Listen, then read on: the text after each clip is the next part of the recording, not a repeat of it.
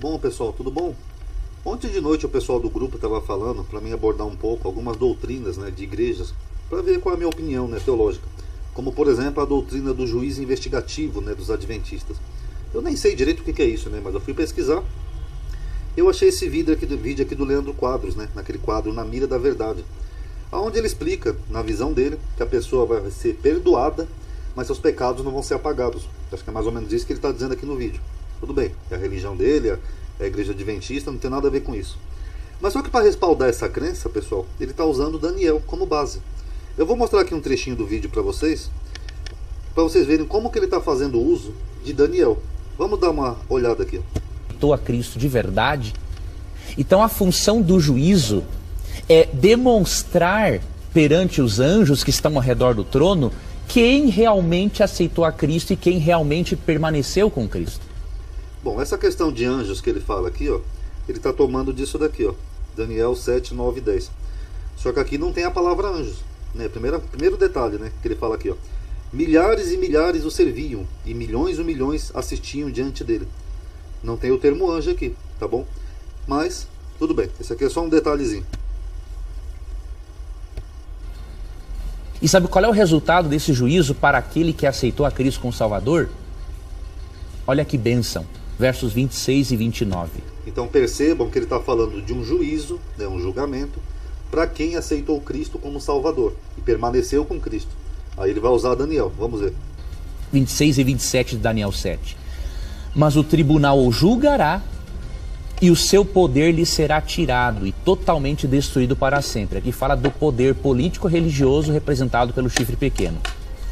Então, ou seja, depois da condenação do poder representado pelo chifre pequeno, a soberania, o poder e a grandeza dos reinos que há debaixo de todo o céu serão entregues nas mãos dos santos, o povo do Altíssimo. O reino deles será um reino eterno e todos os governantes... Então vocês viram, eles falam que depois do chifre pequeno vai ter um juízo, eles serão destruídos, né, os que não permanecerem em Cristo, e depois o reino será entregue ao povo santo do Altíssimo, que no entendimento dele é a igreja e provavelmente a adventista. Governantes o adorarão e lhe obedecerão.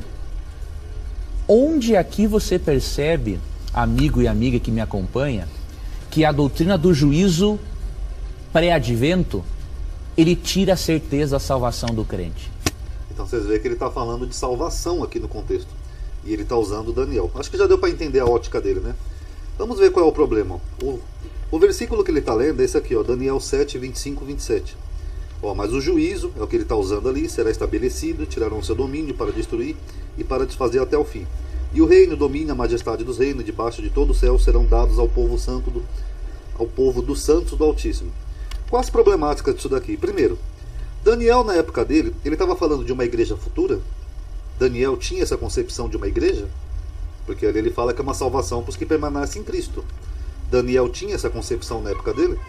Havia igreja ou cristianismo na época de Daniel? Eu acho que não.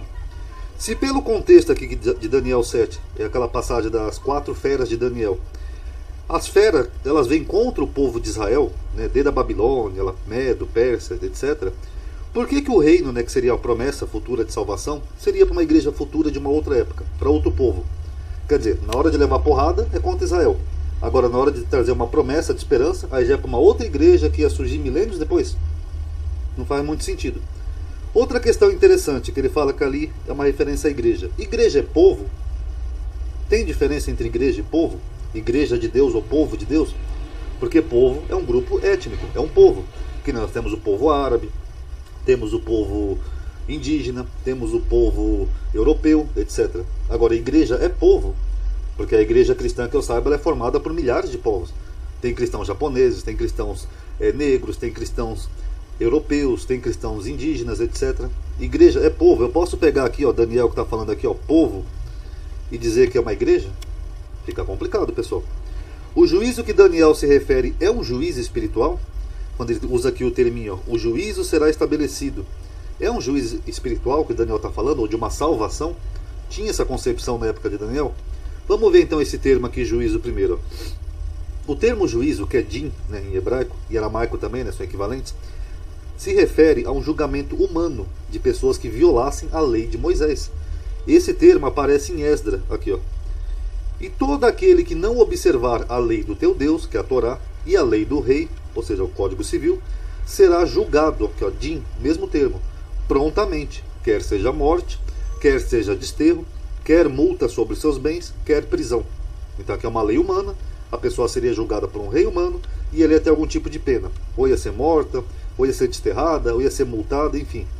É um julgamento espiritual? Não, é um julgamento humano.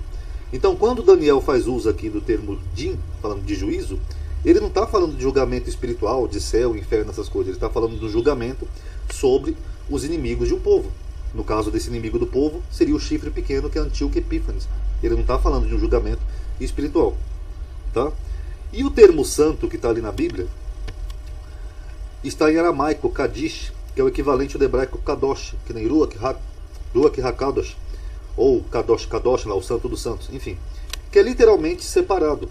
A Bíblia hebraica diz que o povo hebreu seria separado dos costumes dos povos. Então Kadosh significa separado. Que nem vocês veem aqui, ó, em Deuteronômio. Porque vós sabeis como habitamos na terra do Egito. Então os hebreus estavam no Egito. E como passamos pelo meio das nações pelas quais passastes. E viste suas abominações e os seus ídolos, o pau e a pedra, a prata, o ouro que havia entre eles. Para que entre vós não haja homem, nem mulher, nem família, nem tribo, cujo coração hoje se desvie do Senhor seu Deus, para que vá servir aos deuses destas nações, para que entre vós não haja raiz de veneno e fel. O que o autor está falando aqui? Que eles tinham que ser separados dos costumes desses povos que eles passaram, tanto os egípcios quanto os povos que eles passaram no caminho. Isso é Kadosh, é separado.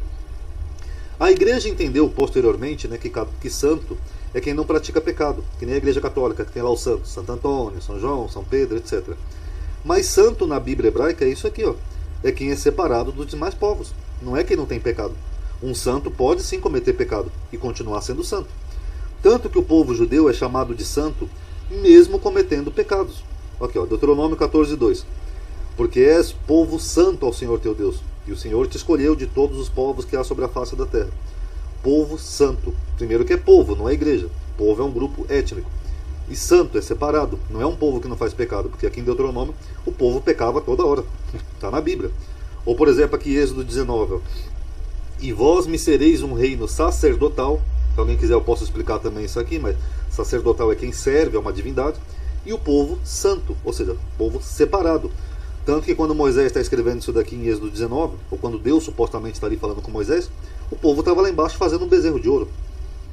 E aí, como é que fica? Então santo não é que não tem pecado. Santo é separado, porque senão seria até ridículo. Deus está falando que eles seriam um santo e eles lá embaixo fazendo um ídolo de metal.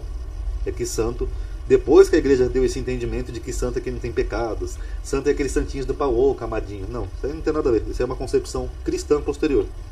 Na época do livro de Daniel, não tinha cristianismo. Isso é até um anacronismo, né? Eu pegar lá Daniel e falar que ele está falando de uma igreja futura de milênios depois. E o autor estava se referindo à sua época. A sua época, tá? Ele não está falando de uma igreja futura. Ele está falando da sua época e do seu povo. Logo, a expressão o reino será entregue aos santos do Altíssimo era uma referência ao povo de Daniel. Daniel vê 4 feras, as 4 feras causam algum mal a Israel, ao povo judeu. E aí depois que a 4ª fera causa mal e destrói os santos do Altíssimo, o autor diz que ela seria julgada, é o juízo que ele está falando ali, e não o juízo espiritual, nada disso. E o reino, ou seja, o reino ali de Israel, ali é só exageros, né, superlativos, seria entregue ao povo santo do Altíssimo, o mesmo povo que levou porrada nos versículos anteriores.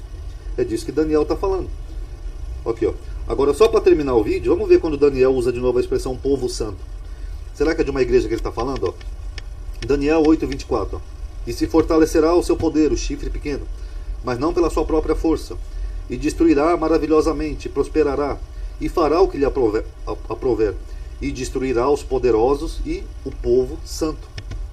Aqui, é a igreja que Antíoco Epífanes destruiu? Não, o povo santo que ele está falando aqui é do povo de Israel. E a outra referência que Daniel faz uso é em Daniel 12:7.